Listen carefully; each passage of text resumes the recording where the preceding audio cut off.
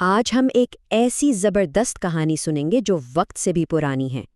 یہ کہانی ہے ایک ایسے ٹکراؤ کی جہاں ایک طرف ہے ایک بادشاہ جو سمجھتا ہے کہ وہی خدا ہے، اور دوسری طرف ہے ایک اکیلا انسان جس کا ایمان پہاڑوں کو بھی ہلا دے۔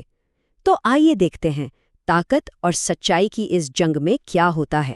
ذرا سوچئے، کیا ہوتا ہے جب ایک عام انسان جس کے پاس نہ کوئی فوج ہے نہ کوئی خزانہ دنیا کے سب سے طاقتور حکمران کے سامنے کھڑا ہو جائے؟ یہ صرف دو لوگوں کی لڑائی نہیں ہے، یہ دو نظریوں کی، دو دنیاؤں کی جنگ ہے۔ تو اس کہانی کا پہلا کردار ہے بادشاہ نمرود۔ یہ کوئی معمولی بادشاہ نہیں تھا۔ کہا جاتا ہے کہ یہ دنیا کا پہلا بادشاہ تھا جس نے باقاعدہ تاج پہنا۔ اس کی طاقت کا عالم یہ تھا کہ لوگوں کی زندگی اور موت، ان کی بھوک اور پیاس، سب کچھ اس کے ہاتھ میں تھا۔ وہ فیصلہ کرتا تھا کہ کس کو اناج ملے گا اور کس کو نہیں، اور شرط صرف ایک تھی، اس سے سجدہ کرو، اس سے اپنا خدا مانو۔ لیکن اسی اندھیرے اور ظلم کے دور میں ایک آواز بلند ہوئی۔ یہ آواز تھی حضرت ابراہیم علیہ السلام کی۔ جب ساری دنیا اس جھوٹے خدا کے سامنے جھکی ہوئی تھی، ایک شخص نے کھڑے ہو کر کہا، نہیں۔ انہوں نے صاف صاف کہہ دیا کہ میرا رب وہ ہے جس نے زمین اور آسمان بنائے، کوئی مٹی کا انسان نہیں۔ بس یہی وہ انکار تھا جہاں سے اس عظیم کہانی کا آغاز ہوا۔ حضرت ابراہیم نے صرف زبان سے انکار نہیں کیا، بلکہ انہوں نے لوگوں کو ان کی غلطی کا احساس دلانے کے لیے ایک کمال کا منصوبہ بنایا۔ انہوں نے شہر کے سالانہ میلے کا انتظار کیا۔ جب سارا شہر جشن منانے باہر گیا ہوا تھا تو وہ چپکے سے ان کے سب سے بڑے مندر میں داخل ہوئے۔ وہاں انہوں نے سارے چھوٹے بت توڑ دیے اور کلہاڑی سب سے بڑے بت کے ہاتھ میں پکڑا دی۔ یہ ایک خاموش پیغام تھا، ایک ایسا سوال جو جلد ہی پورے شہر میں گونجنے والا تھا۔ جب لوگ میلے سے واپس آئے اور اپنے خداؤں کا یہ حال دیکھا تو غصے سے پاگل ہو گئے۔ سب کا شک سیدھا حضرت ابراہیم پر گیا۔ جب انہیں پکڑ کر لایا گیا اور پوچھا گیا تو انہوں نے ایک ایسا جواب دیا جس نے سب کو چپ کرا دیا۔ انہوں نے بڑے سکون سے کہا، ارے مجھ سے کیوں پوچھتے ہو؟ یہ کام تو ضرور اس سب سے بڑے والے نے کیا ہوگا۔ دیکھو، کلہاڑی بھی تو اسی کے ہاتھ میں ہے، اسی سے پوچھو، اگر وہ بول سکتا ہے تو۔ اس واقعے کے بعد پورے ملک میں ہلچل مچ گئی۔ نمرود نے حضرت ابراہیم کو اپنے شاہی دربار میں طلب کیا، اور یہاں سب کے سامنے ایک تاریخی بحث شروع ہوئی۔ ایک طرف بادشاہ کی طاقت کا گھمنڈ تھا اور دوسری طرف ایک نبی کی سچائی کی دلیل۔ بھرے دربار میں نمرود نے پوچھا، کون ہے تمہارا رب؟ حضرت ابراہیم نے جواب دیا، میرا رب وہ ہے جو زندگی دیتا ہے اور موت بھی۔ یہ سن کر نمرود زور سے ہنسا اور بولا، ارے یہ کام تو میں بھی کرتا ہوں۔ اور اپنی طاقت دکھانے کے لیے اس نے جیل سے دو قیدی بلوائے، ایک کو آزاد کر دیا اور دوسرے بے گناہ کو وہیں قتل کروا دیا۔ اس کے نزدیک یہی زندگی اور موت دینا تھا۔ حضرت ابراہیم سمجھ گئے کہ یہ دلیل سے نہیں مانے گا۔ اب انہوں نے ایک ایسی بات کہی جس کا جواب قیامت تک کوئی نہیں دے سکتا۔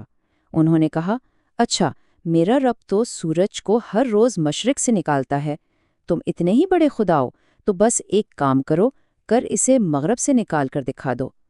یہ سوال سن کر نمرود کا غرور خاک میں مل گیا۔ اس کے پاس کوئی جواب نہیں تھا، وہ ساکت رہ گیا۔ جب کوئی دلیل میں ہار جاتا ہے نا تو وہ اپنی اصلیت پر آ جاتا ہے۔ نمرود غصے سے لال پیلا ہو گیا۔ اس نے اپنی سب سے بڑی طاقت استعمال کرنے کا فیصلہ کیا، یعنی ظلم۔ اس نے حکم دیا کہ ابراہیم کو زندہ جلا دیا جائے۔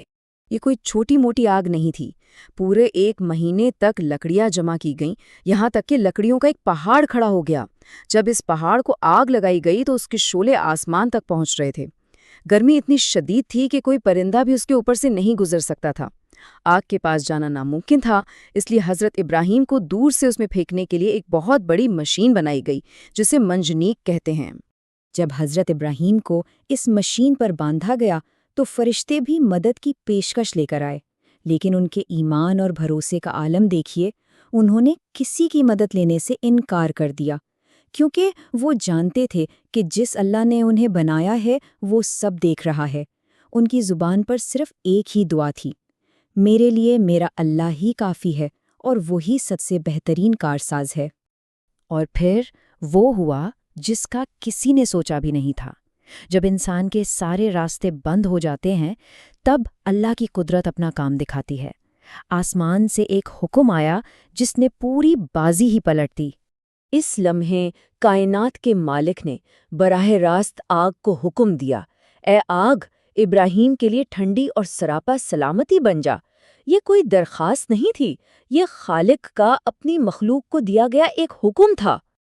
اور اس ایک حکم کے ساتھ ہی سب کچھ بدل گیا۔ وہ آگ جو لوہے کو پگھلا دیتی، وہ اپنی جلانے کی صفت ہی بھول گئی۔ جہاں لوگ موت کا تماشا دیکھنے جمع ہوئے تھے، وہاں ان کی آنکھوں کے سامنے ایک معجزہ ہو گیا۔ وہ دہکتے ہوئے شعلے ایک خوبصورت سرسبز باغ میں بدل گئے۔ اور کمال کی بات یہ تھی کہ آگ نے کسی چیز کو نہیں چھیڑا، صرف ان رسیوں کو جلا دیا جن سے حضرت ابراہیم بندھے ہوئے تھے۔ وہ کئی دن تک اس باغ میں آرام سے رہے۔ یہ ناقابل یقین منظر محل کی چھت سے خود نمرود کی بیٹی دیکھ رہی تھی۔ اس نے جب یہ دیکھا تو بے اختیار چیخ پڑی، میں بھی ابراہیم کے رب پر ایمان لاتی ہوں، اور وہ بھی اسی آگ میں کود گئی، اور اللہ نے اسے بھی محفوظ رکھا۔ اچھا، کہانی یہاں ختم نہیں ہوئی۔ حضرت ابراہیم تو اللہ کی حفاظت میں تھے، لیکن اس خود ساختہ خدا، اس نمرود کا کیا بنا؟ اس کا انجام اس کے غرور سے بھی بڑا ہے۔ نمرود، جس نے خود کو خدا کہا، جس کی فوجوں سے دنیا ڈرتی تھی، جس نے آگ کا پہاڑ بنا دیا تھا، جانتے ہیں اس کا مقابلہ کس سے ہوا؟ کسی دوسری فوج سے نہیں، کسی بادشاہ سے نہیں، بلکہ اللہ کی ایک سب سے چھوٹی اور کمزور مخلوق سے، ایک چھوٹے سے مچھر سے۔ وہی چھوٹا سا مچھر اللہ کے حکم سے نمرود کی ناک میں گھس کر اس کے دماغ تک پہنچ گیا، اور اسی کی وجہ سے اس کی بڑی دردناک موت ہوئی۔ تو آخر میں کون جیتا؟ دنیا کے سب سے طاقتور بادشاہ کی فوجیں اور خزانے، یا ایک اللہ پر کامل ایمان کی طاقت؟ یہ کہانی ہمیں ہمیشہ یاد دلاتی ہے کہ تکبر کا سر ہمیشہ نیچا ہوتا ہے، اور اصل طاقت صرف اور صرف اس کائنات کے ایک حقیقی مالک کے پاس ہے۔